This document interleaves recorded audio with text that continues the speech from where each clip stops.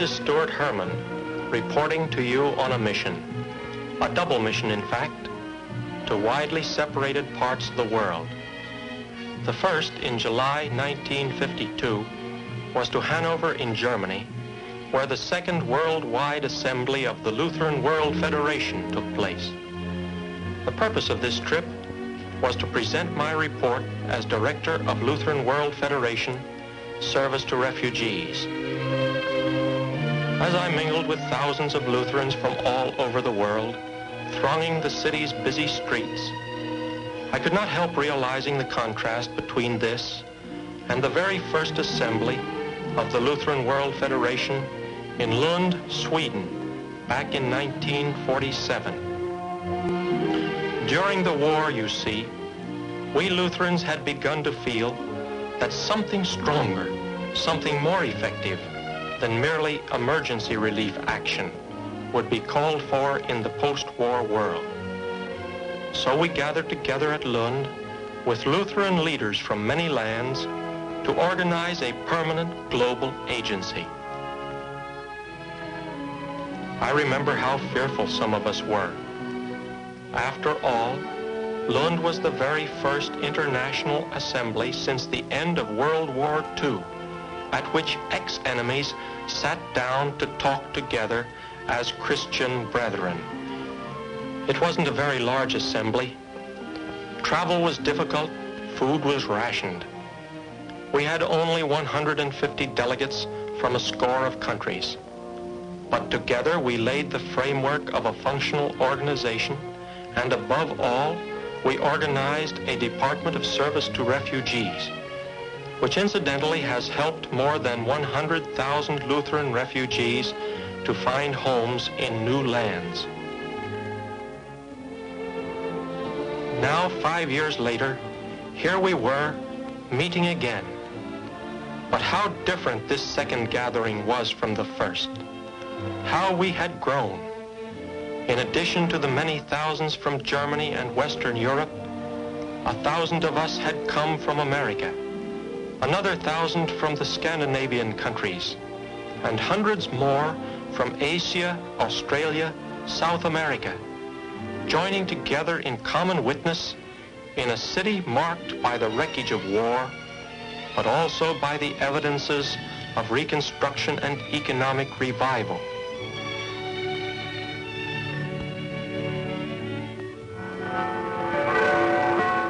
The bells of Hanover called us together.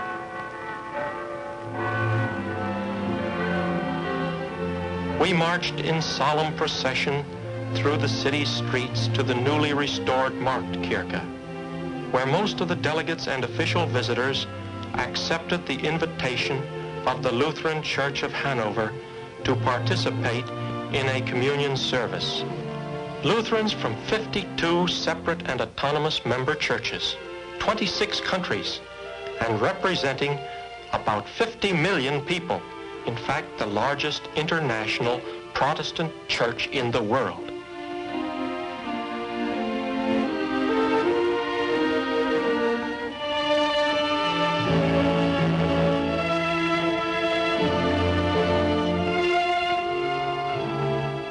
The beautiful altar in the market church had been rededicated only 3 days earlier, and it was Hanover's beloved bishop, Hans Lilja, who delivered the opening sermon. His words had a special meaning for me, in view of the second mission I was to undertake 3 months later.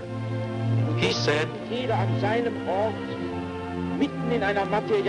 "If all the pastors and the members of our great worldwide church would today become the unobstructed channels of the living Word of God, what streams of blessing would flow from this assembly into all the corners of the earth."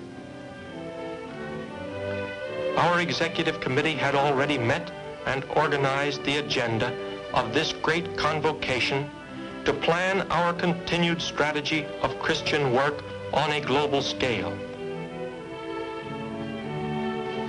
Where once we had been comparatively few, now we were many.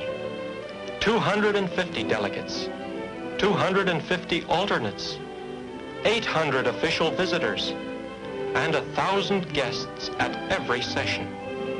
We spoke many different tongues, but the official languages were Swedish, German, and English. And this was the theme of Hanover, the living word in a responsible church. Like the others, I wore earphones with which I could follow the speakers as their words were translated, even while they spoke, into any of the official languages. For 10 days, we were busy from morning till night. In the afternoons, delegates, alternates, and official visitors were divided into 6 sections to discuss the theme as it was related to theology, world missions, stewardship and evangelism, inner missions, youth, and women's work. In the morning, the major addresses were presented in the Great Hall. One after another, various representatives of our worldwide church inspired us with their timely messages. I shall never forget Bishop Berggraf of Norway. Obedience to God always comes first. Any totalitarian state which exercises tyranny over men is an enemy of God, and therefore must be opposed. The church must not employ force against such a state, but the Christian citizen must resist it. These statements contain some real food for thought, especially for the Hungarian delegates, who, except for a few people from East Germany, were the only Lutherans to come from behind the Iron Curtain. Dr. Paul Empey, Executive Secretary of the National Lutheran Council in America, reported on Lutheran world action and proposed a permanent department of Lutheran world service. He pointed out that in the geometry of God, the whole is greater than the sum of all its parts. The combined resources of the individual churches, he said, can achieve things which seem utterly impossible to the individual churches themselves.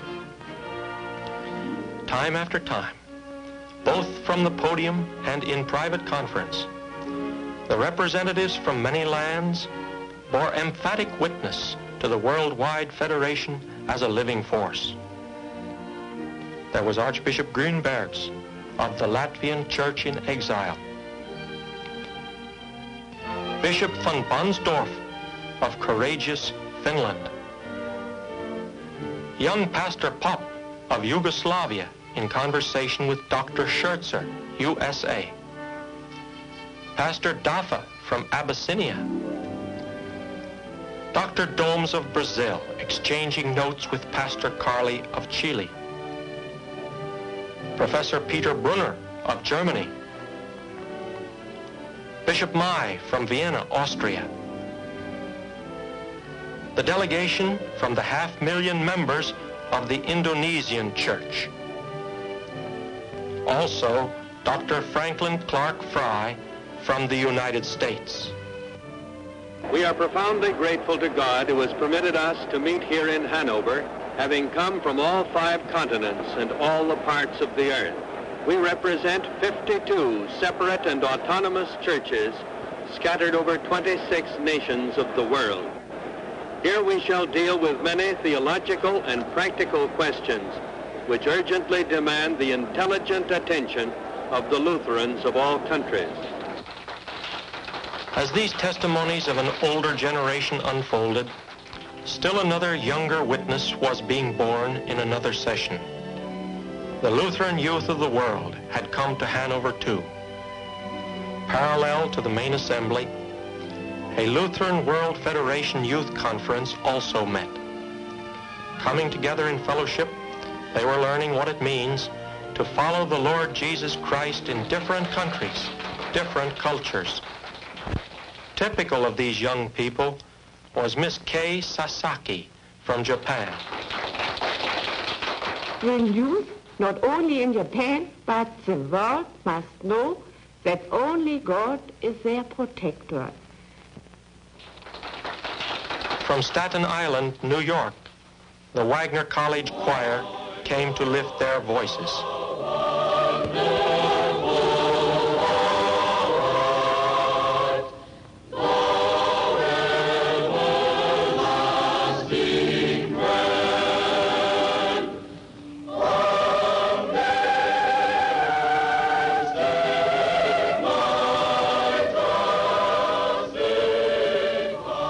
These young people not only debated over the problems of the world, but they also knew how to entertain themselves.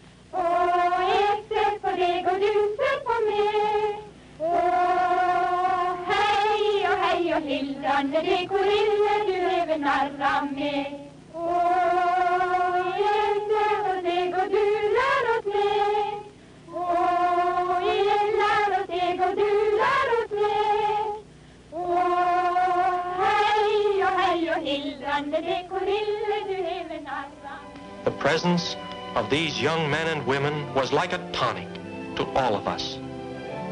And they all had a share in this breaking of the bread of Christian brotherhood.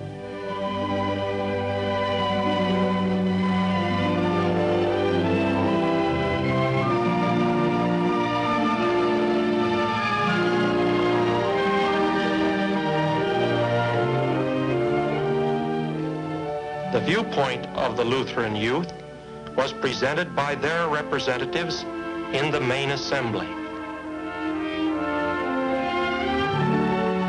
As the assembly continued its deliberations, the realization was borne in upon me that our potential strength as an effective global instrument of service to man was enormous.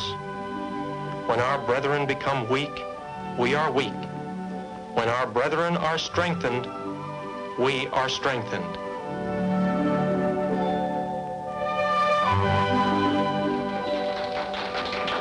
The enthusiastic approval of these reports of accomplishment quickly gave way to the eager task of ensuring the continuity of our work for the next 5 years.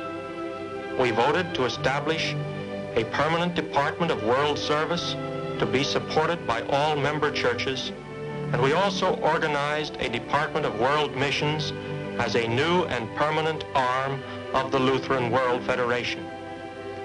We also, of course, chose a new executive committee to guide us, which included 4 laymen and a laywoman.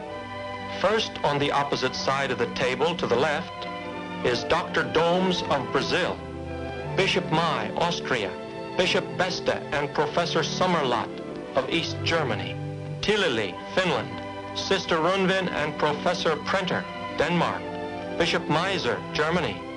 Bishop Lilja was elected president of the Federation. Dr. Fry, the new vice president. Dr. Karl Lundquist, executive secretary. Doctors Asgard, Shu, Benson from the United States. Gopal, India. Van Heest, Holland. Delbruck, France. As I gave my own report on the entire refugee program for the last 5 years since the Lund Assembly, I knew that in October I myself would be in a new field of Christian action. During those first 5 years, the primary task had been to empty the refugee camps and to provide new homes in other lands for the refugees.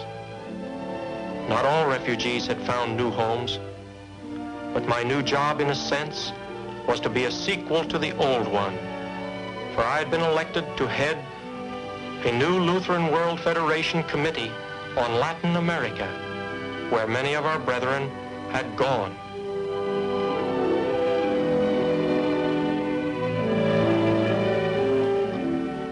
There are approximately 750,000 Lutherans in our neighbor continent, some of them in thriving, long-established congregations, others newly arrived, scattered, all but lost. There are, for instance, 500,000 Lutherans of German origin in Brazil, at least 20,000 in Chile, 100,000 in the Argentine, 2,000 in Peru, 3,000 in Uruguay, 3,000 in Colombia, 2,500 in British Guiana. In fact, fully 1/3 of the Protestant population of South America is probably Lutheran. Several thousand of our refugees had resettled in Venezuela, and it was there, after a brief visit to Colombia, that I went on my second mission of 1952. Caracas, high in the mountains of Venezuela, is a city of startling contrasts. To the traveler anticipating a typical Spanish colonial settlement amid tropical splendor, the modernity of Caracas is somewhat disappointing. But there are palm-lined roads and mist-wreathed mountains. The wealth of Venezuela is built upon its rich oil deposits. And all this construction has sprung up in the last few years. In new and alien environments like this, thousands of our Lutheran refugees are trying to re-establish their lives. Some few have thrived, many have not. My third trip to Caracas in my new capacity was to bring them into the larger Lutheran fellowship again. This was only a tiny gathering, a handful of people representative of perhaps 5,000 souls in all, and most of them strangers to each other. Their only common tie was their faith, for which the Lutheran World Federation had now become the living link. Pastors had been sent to bring them together, and a building secured as a center of Lutheran activity. This building formerly had been an American school. Now it had a twofold purpose. One was the education of our children. Here in dominantly Catholic Caracas, these little transplants needed a soul of their own. The other purpose, of course, was for a church. Thus, this transformed barracks became both church and school. It is not a free school either. Little as these new Venezuelans have, they are willing to make sacrifices in order to provide their children with the kind of education they ought to have. We launched the school by leasing the property, but the tuition fees now cover the normal running expenses. For recent refugees, this is a real achievement. Moreover, remembering whence they have come and what it was like, these Lutherans have started their own relief activities. They have gathered bundles of clothing to share with others more needy than they.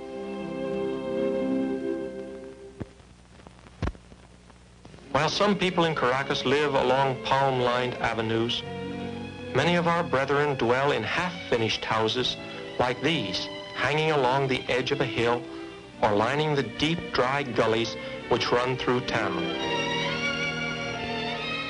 Here is Pastor Fred Kern, an American, our administrative field secretary, who serves as a bridge between us and these new Venezolanos, who are pioneering in the midst of makeshift conditions and social handicaps. Often I have seen them weep in gratitude for the simple presence of one of us among them, proof that their church has not abandoned them. It was tremendously important to the Lutheran immigrants that their children should not only have the advantages of recreation and education, but should be brought up in the old faith. You see, the children could have gone to the regular schools. But Catholic instruction is virtually compulsory there, for one thing. For another, the parents wanted their boys and girls to retain the best of their cultural heritage. Some of the children are already Venezuelan citizens by birth, and Spanish comes more naturally to their lips than the words of the old world. Now, one of our objectives, of course, is eventually to develop a ministry in Spanish to be ready for these little ones as they grow up in their new language. The grown-ups, however, as is only natural, prefer their worship in the language they know best, their mother tongue. But the children are growing up in the new world. So in the mornings, the little school, in conformity with Venezuelan law, has its 5 primary grades in Spanish. Those children whose parents choose to have them take religious instruction in the afternoon stay for a midday meal. Each afternoon, nearly 3/4 of the 180 children in the school stay for such instruction. This is in the language of the parents' preference. But Sunday school instruction is to be in Spanish, so that when eventually we do have a Spanish-speaking Lutheran church in Caracas, this generation will not have been lost to the church.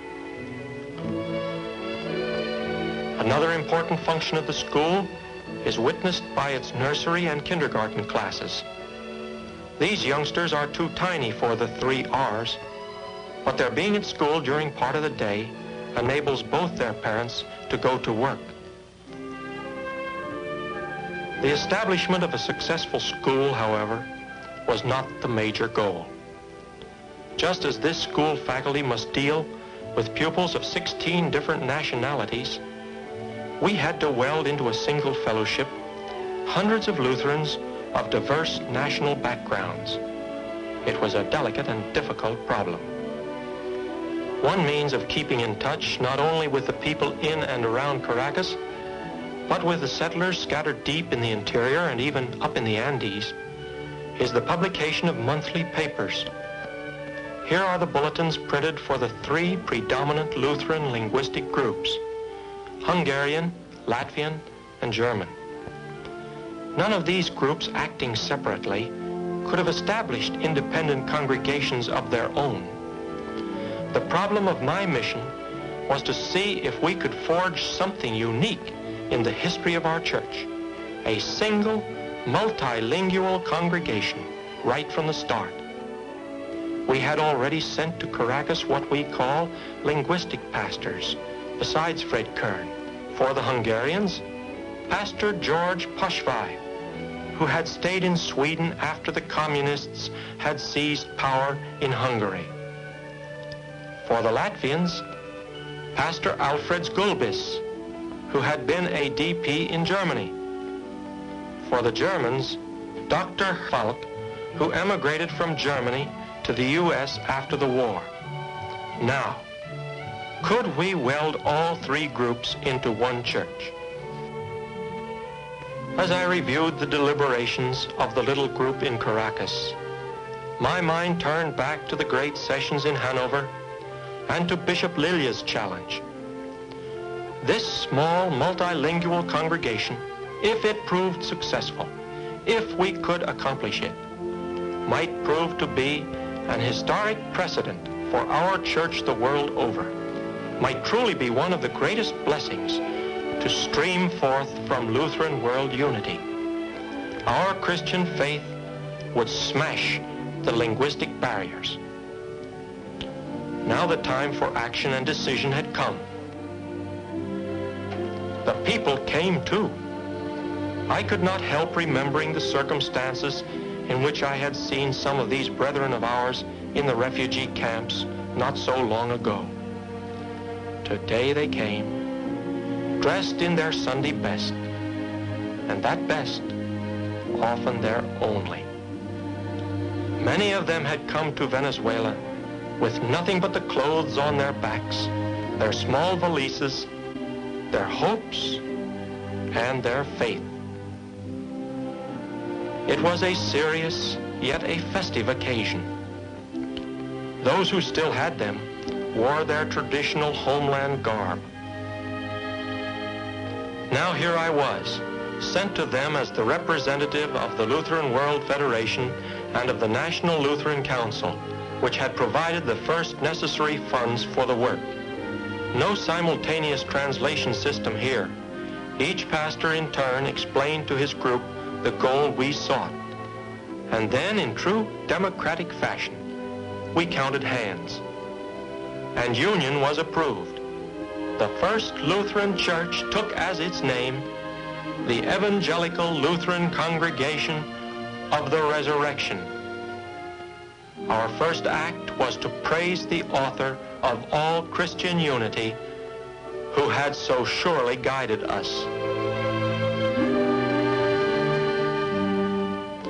Then we signed a compact between the Lutheran World Federation and the newest Lutheran Church, based upon our confessions, and agreeing upon the continuance of Lutheran World Federation interest and help.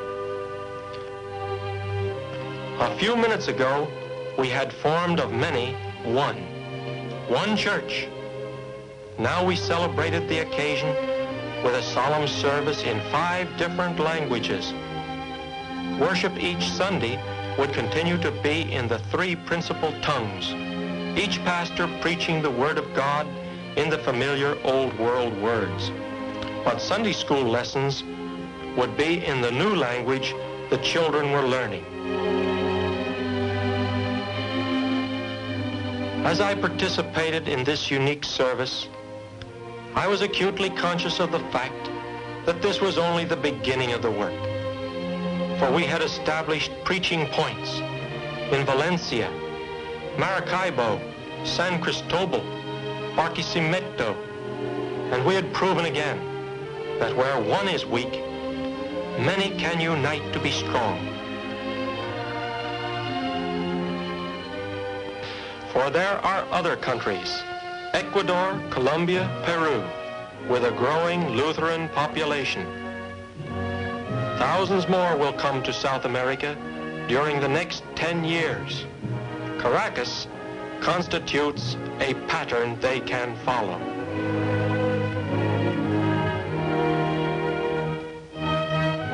The living Word had a new church, and a new church is preaching the living Word. Our Lutheran Church has demonstrated not only in Hanover, with its great assemblage and its inspiring ceremonies and its many, many witnesses, but even in our newest and smallest outposts, that we are trying to live up to our responsibility. We are, through the Lutheran World Federation, becoming in ever greater measure willing, eager, efficient tools for the building and rebuilding of God's kingdom.